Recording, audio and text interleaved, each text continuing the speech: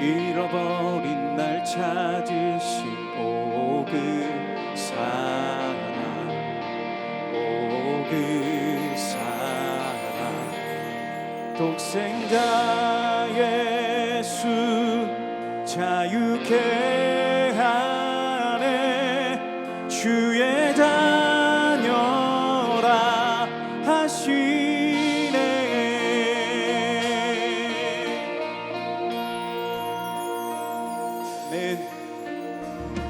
내 모든 죄에 속하신 주의 은혜, 나 죄 아래 있을 때 나를 위하여 죽으신 예수, 독생자 예수 자유케 하네. 주의 자녀라 하시네. 아버지 집에 거할 곳 있네. 주의 자녀라 하시네. 택하시고 지키시며 날 자녀라 하시네. 그의 소유 삼으시고 날 자녀라 하시네. 택하시고 지키시며 날 자녀라 하시네. 그의 소유 삼으시고 날 자녀라 하시네.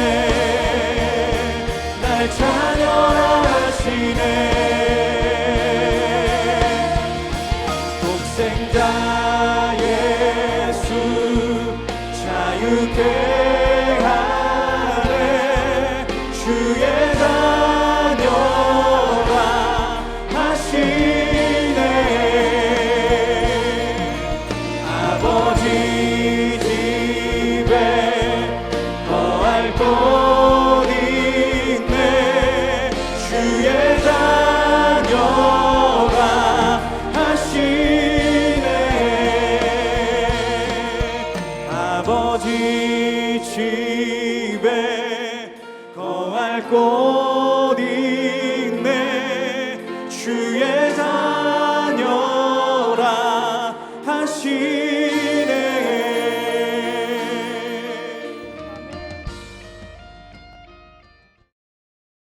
제6장. 내가 해 아래에서 한 가지 불행한 일이 있는 것을 보았나니 이는 사람의 마음을 무겁게 하는 것이라. 어떤 사람은 그의 영혼이 바라는 모든 소원에 부족함이 없어 재물과 부요와 존귀를 하나님께 받았으나 하나님께서 그가 그것을 누리도록 허락하지 아니하셨으므로 다른 사람이 누리나니 이것도 헛되어 악한 병이로다. 사람이 비록 100명의 자녀를 낳고 또 장수하여 사는 날이 많을지라도 그의 영혼은 그러한 행복으로 만족하지 못하고 또 그가 안장되지 못하면 나는 이르기를 낙태된 자가 그보다는 낫다 하나니, 낙태된 자는 헛되이 왔다가 어두운 중에 가매 그의 이름이 어둠에 덮이니 햇빛도 보지 못하고 또 그것을 알지도 못하나 이가 그보다 더 평안함이라. 그가 비록 1000년의 갑절을 산다 할지라도 행복을 보지 못하면 마침내 다 한 곳으로 돌아가는 것뿐이 아니냐. 사람의 수고는 다 자기의 입을 위함이나 그 식욕은 채울 수 없느니라. 지혜자가 우매자보다 나은 것이 무엇이냐. 살아있는 자들 앞에서 행할 줄을 아는 가난한 자에게는 무슨 유익이 있는가. 눈으로 보는 것이 마음으로 공상하는 것보다 나으나 이것도 헛되어 바람을 잡는 것이로다. 이미 있는 것은 무엇이든지 오래전부터 그의 이름이 이미 불린 바 되었으며 사람이 무엇인지도 이미 안 바 되었나니 자기보다 강한 자와는 능히 다툴 수 없느니라. 헛된 것을 더하게 하는 많은 일들이 있나니 그것들이 사람에게 무슨 유익이 있으랴. 헛된 생명의 모든 날을 그림자같이 보내는 일평생에 사람에게 무엇이 낙인지를 누가 알며 그 후에 해 아래에서 무슨 일이 있을 것을 누가 능히 그에게 고하리요.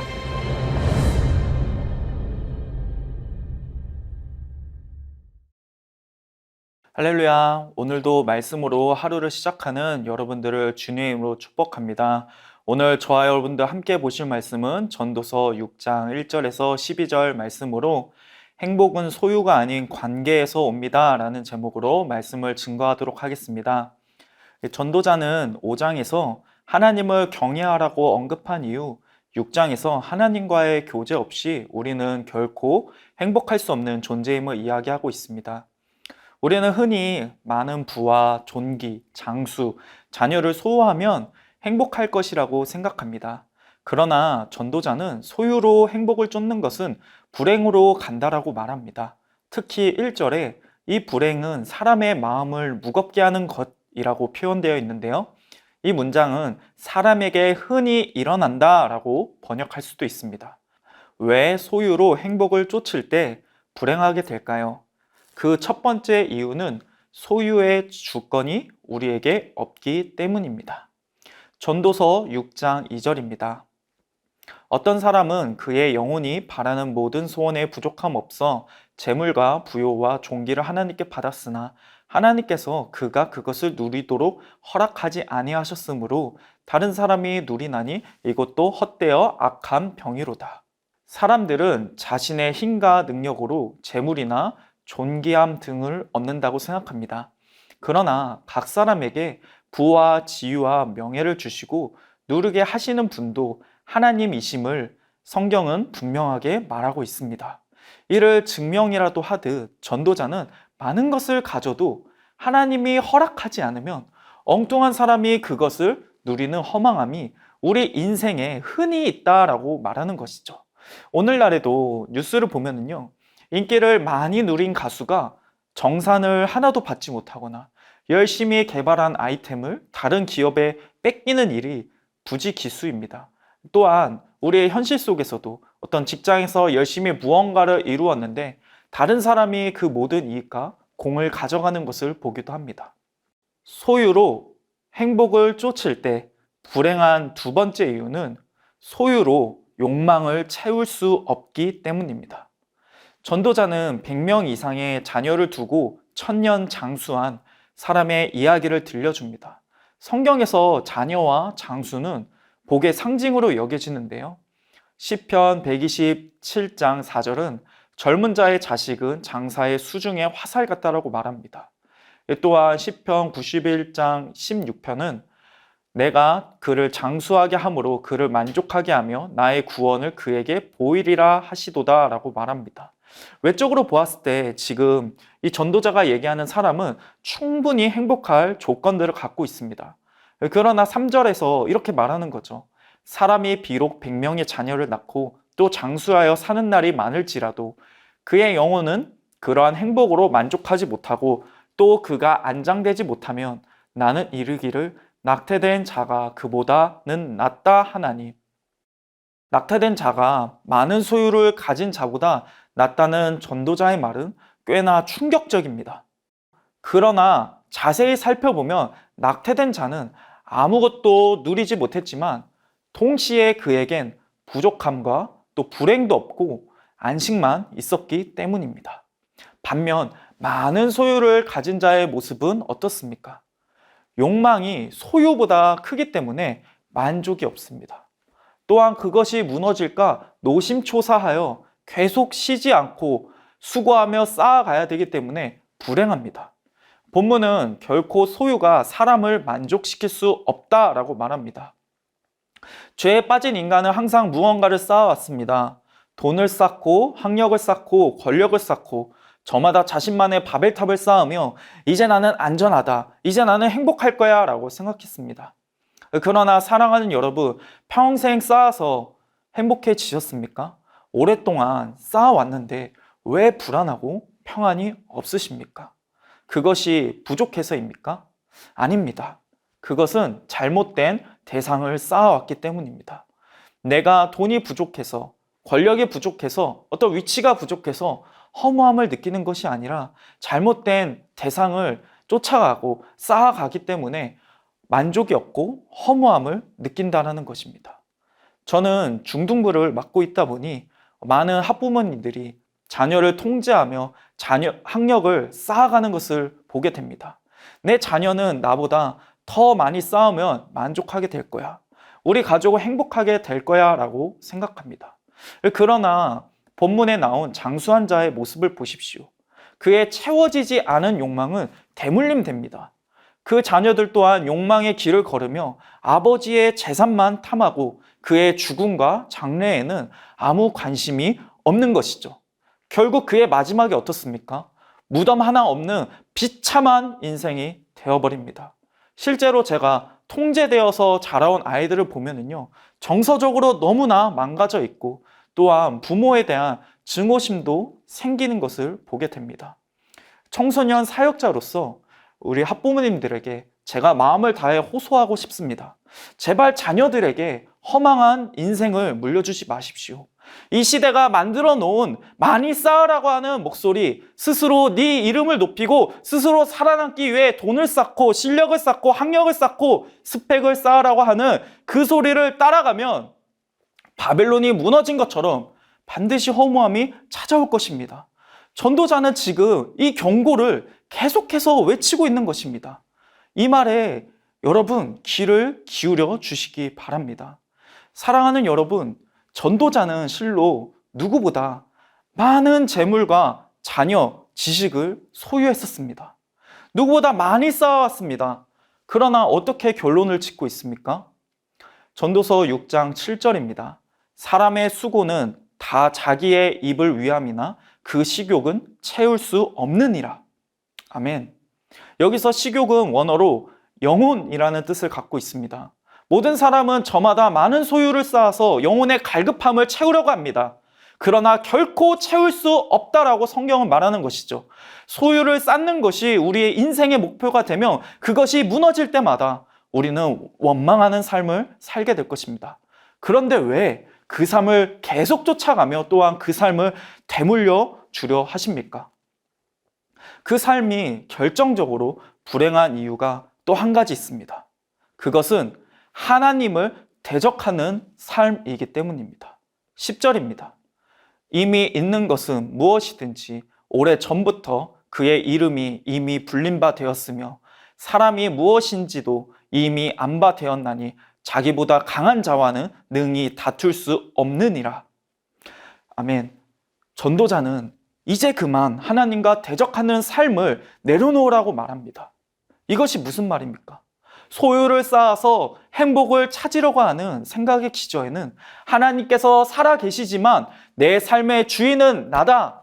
내 삶의 운전대는 내가 쥐어야 한다. 이 마음이 있다는 것입니다.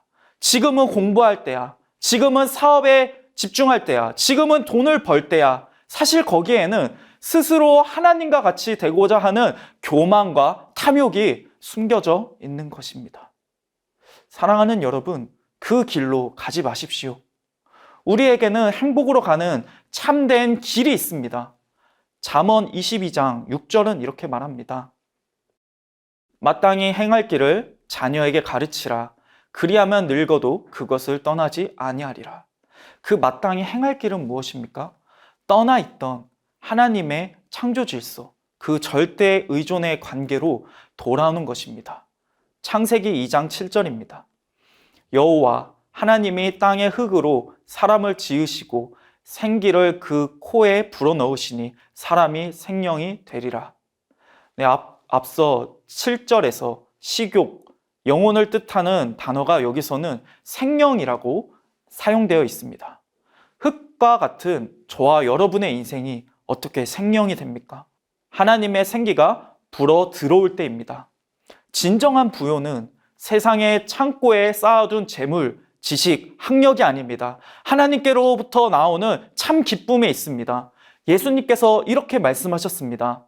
누구든지 목마르거든 내게로 와서 마시라. 나를 믿는 자는 성경에 그 이름과 같이 그 배에서 생수의 강이 흘러나오리라 하시니 아멘. 예수님을 믿으면 우리는 소유에 집착하지 않아도 괜찮습니다. 그분이 영원히 목마르지 않게 공급하시기 때문입니다. 어떻게 그럴 수 있습니까? 그분의 모든 소유를 우리에게 주셨기 때문입니다. 고린도후서 8장 9절 말씀입니다. 우리 주 예수 그리스도의 은혜를 너희가 알거니와 부요하신 이로써 너희를 위하여 가난하게 되심은 그의 가난함으로 말미암아 너희를 부요하게 하려 하심이라. 예수님은 우리의 인생이 죽음으로 향해 가고 있으며 아무리 소유를 쌓고 쌓아도 무너질 것을 알고 계셨습니다. 그분은 우리의 인생이 죽음이라는 그 앞에 무너지지 않도록 자신의 모든 것을 내어주신 것이죠. 예수의 부요함을 저와 여러분들이 감히 헤아릴 수가 있습니까? 죽음의 값을 치른 그 예수의 보혈의 능력이 우리의 인생 전체를 덮었습니다. 예수께서 자신의 몸값으로 치루어서 우리 인생을 보장하신 것입니다.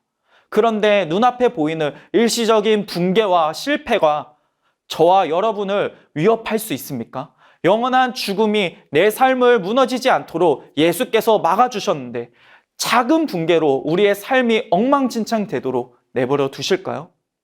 주님과 깊은 교제를 했던 믿음의 선조들을 떠올려 보십시오. 그들은 눈앞에 있는 희비에 흔들리지 않았습니다. 하박국 선지자가 그렇습니다. 그는 나라가 망할 것이라고 하는 심판의 예언 앞에서도 무화과 나무가 무성치 못하고 포도나무에 열매가 없고 외양간에 송아지가 없을지라도 여호와로 인해 즐거워하며 구원의 하나님을 인하여 기뻐하리로다 라고 외쳤습니다. 바울은 어떻습니까? 그는 감옥 가운데서도 자족할 수 있었습니다. 또한 내게 능력 주신 자 안에서 내가 모든 것을 할 수 있다라고 말하였습니다. 수많은 성경의 인물들이 광야와 고난, 죽음 가운데서도 기뻐할 수 있었던 것은 하나님과의 그 절대 의존 관계, 하나님 안에서 살아 숨쉬었기 때문입니다. 그런즉 예수 안에 사는 인생은 눈앞에 벌어지는 희비로 자신의 인생을 판단하지 않습니다. 내가 가진 소유로 내 가치를 판단하지 않습니다. 또한 소유를 쌓으려 아둥바둥 살지 않습니다. 오히려 매일 성령의 인도하심을 구하며 그 앞에 내 삶을 종속시키는 것입니다. 그래서 이렇게 기도하지 않습니까? 하늘에 계신 우리 아버지여, 우리에게 일용할 양식을 주옵시고. 사랑하는 여러분, 주님과의 참된 관계 속에서 그분의 인도함을 받으며 행복을 누리길 축복합니다. 우리의 행복은 주님과의 관계에 있습니다. 우리 말씀을 기억하면서 함께 기도했으면 좋겠습니다. 소유로 인생의 행복을 쫓던 그 길에서 돌이켜 하나님과의 절대 의존 관계로 돌아오게 하소서. 내가 가진 것이 무너지고 뒤처질까 봐 전전긍긍하는 것이 아니라 매일 삶을 인도하는 성령의 음성에 귀를 기울이게 하소서.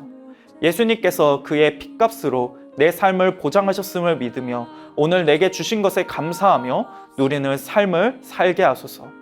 이어서 금요 비전 기도회를 위해 기도하겠습니다. 1월 13일까지 진행되는 금요 비전 기도회에 많은 성도님들이 참여하여 기도의 열정을 회복하고 기도의 능력을 경험하게 하소서. 금요 비전 기도회에 말씀을 전해주시는 강사분들에게 성령의 충만함을 주셔서 선포되는 말씀으로 하나님의 크심을 깨닫고 그리스도의 깊은 사랑을 경험하게 하소서. 개인과 가정과 나라가 어려운 이 위기의 때를 그 어느 때보다 간절히 기도함으로 극복하고 승리하는 기회로 삼게 하소서.